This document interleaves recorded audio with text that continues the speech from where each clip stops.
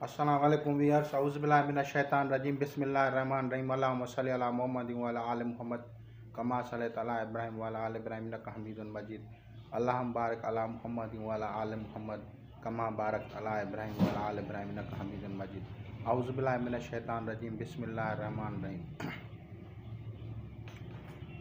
मैंने जो सिलसिला कलंदरिया पे वीडियोस बनाई हैं, उनके बाद कुछ दोस्तों ने सवालात किए रूहानियत के मामलात पे, तो मैं चाहता हूँ कि आप लोगों को उनकी मालूमात शेयर करूँ ताकि आप लोग भी जैसे ही इस पे स्पिरिचुअली वर्ल्ड में आप कदम रखें और मेडिटेशन करें तो उन्हीं मसाइल का आप हल कर सकें। सबसे पहले तो जो भी आदमी किसी का मुरीद बनने जाए तो वो अपनी मर्ज़ी नहीं चलाए, क्योंकि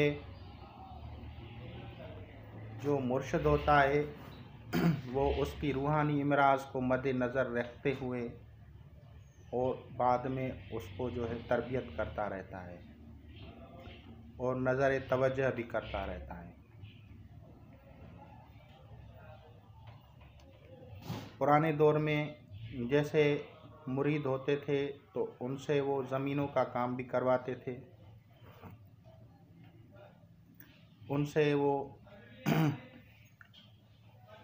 इमारत साजी का काम भी करवाते थे, दूसरे काम भी वो करवाते थे मुर्शिद मुरीदों से। आम लोग यही समझते थे कि ये इनके साथ जुल्म कर रहा है, लेकिन हकीकत ये नहीं होती, क्योंकि आम लोग का ताल्लुक़ रूहानियत से नहीं होता इतना, तो उनको इन चीज़ों के बारे में पता भी नहीं होता। जब रूहानी तरबियत की जाती है तो सबसे पहले देखा जाता है कि जो मुरीद आया है इसका नफ्स कितना पावरफुल है। नफ्स सख्त है, जिस तरह के लड़ाकू लोग होते हैं, ताकतवर जिस्म होता है, तो फिर उनसे मुर्शिद जो है देखते हुए उनसे वो मुशक्क़त वाले काम करवाता है, यानी ज़मीन करवाता है, उनसे जो है इमारत साजी के काम करवाता है या दूसरे मुशक्क़त के काम, लंगर पकवाओ, लंगर चलाओ, यानी ये खिदमत लेता है। आम आदमी यही समझता है यार इनको मुफ्त में जो है ना इनसे काम ले रहा है, लेकिन हकीकत ये होती है कि वो उनकी रूहानी तरबियत का हिस्सा होता है। जैसे किसी में तकब्बुर है तो उसको तकब्बुर के ख़त्म करने के लिए इस तरह की जो है काम लिया जाता है कि भाई आप जो हैं जो दरबार पे आए उनकी जूतियों को संभालो, या दरबार पे जो आए उनको खाना खिलाओ। तो अब ये चीज़ें होती हैं तरबियत के मुताबिक। उसके बाद जिसका नफ्स ज़्यादा सख्त होता है, जैसे लड़ाकू किस्म का बंदा है, सख्त है, ताकतवर है, तो आदि से मुबारका में आया है कि उनके लिए है कि रोज़ा रखें। तो मुरीद को वो भी जो है मुर्शिद अपने मुरीद को कहता है कि आप रोज़ा रखें, आप रोज़े से रहें। जितने ज़्यादा वो रोज़े से रहेंगे तो उसमें कमज़ोरी पैदा होगी, कमज़ोरी पैदा होगी तो ब्लड सर्कुलेशन कम होगा, ब्लड सर्कुलेशन कम होगा तो शैतान जो है वो कमज़ोर होगा, क्योंकि आदि से नबी सल्लल्लाहु अलैहि वसल्लम में है कि शैतान जो है इंसान के खून के साथ दौरा करता है, ब्लड सर्कुलेशन के साथ चलता है।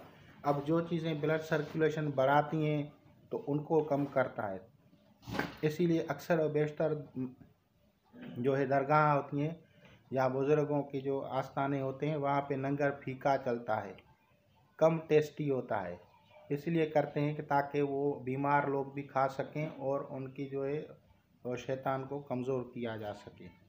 ये रूहानी सलासल का इल्म है, ये कोई आम इल्म नहीं है कि हर एक उस पर एतराज़ करना शुरू कर दे। एक जिस्म का ताल्लुक़ है, एक रूह का ताल्लुक़ है। आपका जब मुर्शिद होता है उससे आपका रूह का ताल्लुक़ है। एक जिस्म है, जिस्म का अलहदा ताल्लुक़ात हैं, रूह के अलहदा ताल्लुक़ात हैं। कहीं भी आपको ना तो ये नहीं है कि आपको जो है आपके जिस्म के ताल्लुकात को वो ख़त्म करता है, नहीं, वो भी रहेंगे, वो भी रहेंगे। उसके बाद कुछ भाई जो हैं वो जब मुर्शिद के पास जाते हैं तो वहाँ पे वो खिदमत गुजारी के दौरान जो हैं वो जो आते हैं उनसे किसी से पैसे मांगते हैं, किसी से क्या चीज़ें करते हैं, या जो बड़े लोग होते हैं उनसे एजाज़ात इनामात लेके और मरात लेके और दूसरों को जो है उनको पहले भेज देते हैं और गरीबों को लौटा देते हैं कि हज़रत जो है सोया पड़ा है। या ये वो मुर्शिद के साथ नहीं कर रहे, ये अपने साथ कर रहे हैं, क्योंकि उनकी जो रूह है जो निगरानी करती है वो उनको फैज़ नहीं देगी। जो मुर्शिद होता है जैसे ज़िक्र कल्ब करता है, ज़िक्र रूह करता है, तो उनके अजसाम रूहानी जो है वो बढ़ते जाते हैं। और वो क्योंकि रूह होती हैं, रूह का किसी के साथ बैर या हसद कोई दुश्मनी नहीं होती है। अगर आप नेकी करेंगे तो रूह उनकी मुतमईन हो के आपसे जो है मानूस हो जाएगी और आपकी मदद करेगी। लेकिन अगर आप मुर्शिद के पास जाते हैं और आप जो है उनके साथ बदकलामी करते हैं या कुछ और बात होती है या नागवार कुछ चीज़ें होती हैं, तो इससे भी बड़ा फ़र्क पड़ता है। तो कोशिश करें कि मुर्शिद के पास आप जाके सिर्फ ज़ियारत करके वापस आ जाएं। मुर्शिद के पास ठहरने की कोशिश ना करें, क्योंकि ठहरने की कोशिश ना करना चाहिए, क्योंकि हो सकता है कोई ऐसी चीज़ नागवार हो तो उससे जो है रूहानियत में फ़र्क पड़ता है। अब आते हैं उसके बाद जब मुर्शिद उसको मुरीद को दस्त बैयत करता है तो उनमें मुर्शिदों की इकसाम है। एक किस्म मुर्शिद की वो है जो सुपर मुर्शिद होते हैं, जो पहली नज़र से ही इंसान के कल्ब के ऊपर जो जनार के धागे होते हैं, गुनाहों के जो तय होते हैं, जुल्मत के जो तय होते हैं, उनको जला देता है। और आपने देखा होगा कि सिलसिला नक्शबंदिया में भी अक्सर करके आपने देखा होगा कि लोग जो हैं गिर जाते हैं। फिर ये मुर्शिद जब नज़र करता है मुरीद के ऊपर तो उसकी जो नूर की जो ताकत होती है उससे वो उनके पर्दे जल जाते हैं तो वो गिर जाते हैं और वो वजद में आ जाते हैं। तो अब ये नहीं समझें कि जो है सब लोग गिर रहे हैं, नहीं, वो किसी किसी के साथ होता है। और मुर्शिद भी कोई कोई होता है जिसमें ये पावर होती है, सब में ये नहीं है कि सबके साथ मामला इस तरह ही हों। लेकिन मैं आपको एक रूहानियत के मामलात को समझाने के लिए आपको ये शेयर कर रहा हूँ बातें, ताकि आप समझ सकें, किसी को तकलीफ़ ना हो, आप इंसानियत की ताकि खिदमत कर सकें। अच्छा, कुछ लोग ये चाहते हैं कि हम खलीफा बन जाएं, तो देखो खिलाफत लेना हर एक के बस की बात नहीं है। उसकी वजूहात हैं। उसकी वजह यह है कि किसी की रूह समझो कि एक चूंटी है। अब चूंटी जो है वो एक चावल उठाती है, वो कहती है मैंने सबसे बड़ा वज़न मैंने उठा लिया है। और दूसरा आदमी है वो एक बोरी उठा लेता है। तीसरा जो है वो समझो कि एक ट्रक ड्राइवर है, वो जो है पूरी गाड़ी का वज़न उठाता है, लेकिन वो इल्म और अकल और हुनर की वजह से, नहीं तो वो इतनी बोरियां नहीं उठा सकता। तो वो एक जगह से दूसरी जगह वो चीज़ें ले जाता है। अगर आपको इल्म भी है, समझो कि एक आदमी कहता है कि मैं इल्म से ये चीज़ कर लूँगा, तो ऐसे नहीं है। क्योंकि अगर इल्म भी आपके पास है कि भाई गाड़ी के ज़रिए एक जगह से दूसरी जगह में जो है इतना जो है बोरियां चावल या गंदम या आटा लेके जाऊंगा, तो फिर भी आप नहीं ले जा सकते, क्योंकि आपको इल्म तो है लेकिन जब तक आप ड्राइवर नहीं हैं। तो इसी तरह के मामलात होते हैं। जब आदमी को ज़िक्र मिलता है तो हर एक की हैसियत के मुताबिक मुर्शिद की रूह उनको थोड़ा थोड़ा करके, जैसे बच्चे को निवाला खिलाया जाता है, वो नूर जो है उनको खिलाती है और वो पावर लेती है।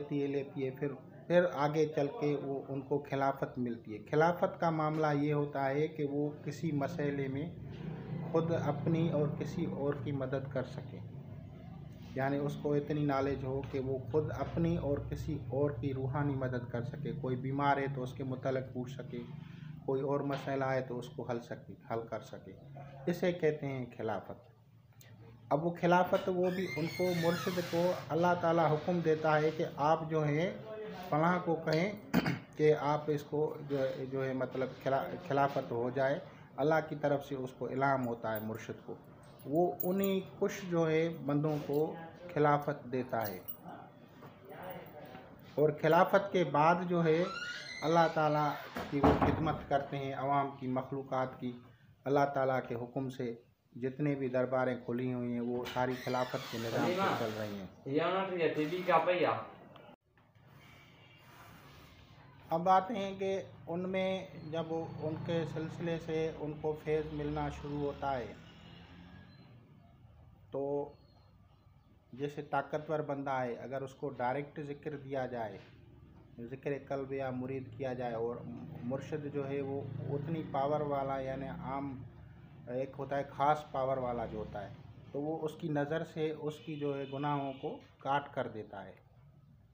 कसाफत जो दिल के ऊपर जुल्मत होती है वो ख़त्म हो जाती है। लेकिन अगर उसकी इतनी पावर, आम किसी बुज़ुर्ग की इतनी पावर नहीं होती और वो रूहानी मराहिल के बारे में नहीं जानता और वो किसी को मुरीद कर लेता है, तो उससे क्या होता है कि उसका नफ्स मज़ाहमत करता है।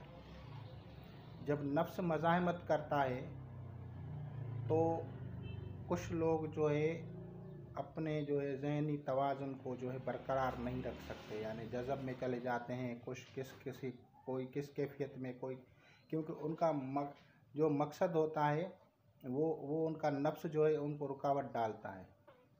तो इसीलिए जो पढ़े लिखे और बड़े बुज़ुर्ग होते हैं वो उनकी पहले जो है वो उनकी तरबियत करते हैं, बाद में उनको जो है वो मुरीद बना के और उनको ज़िक्र करवाते हैं।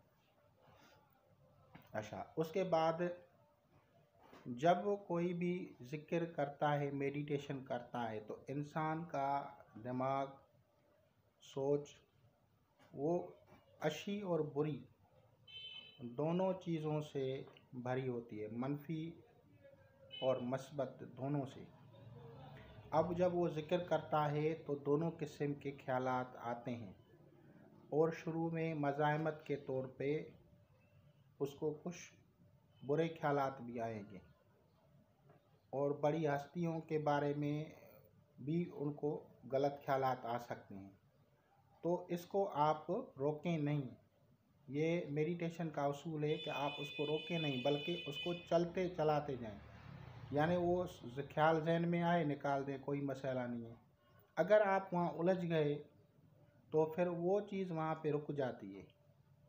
रुकना नहीं है, उसको चलना ना, चलते जाएंगे तो वो ख्यालात, जैसे ही आप मुराक़बे को जारी करते जाएंगे, तो जैसे किसी बर्तन को साफ़ किया जाता है, धोया जाता है, तो उसके इंसान के दिमाग की भी और ख़यालात की सफाई होती जाती है। उसके बाद जो है उसके जो अच्छे ख़यालात उसमें आएंगे।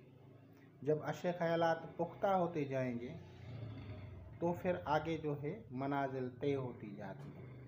और सारा जो कुछ भी होता है, फैज़ का मरकज़ वो मुर्शिद होता है।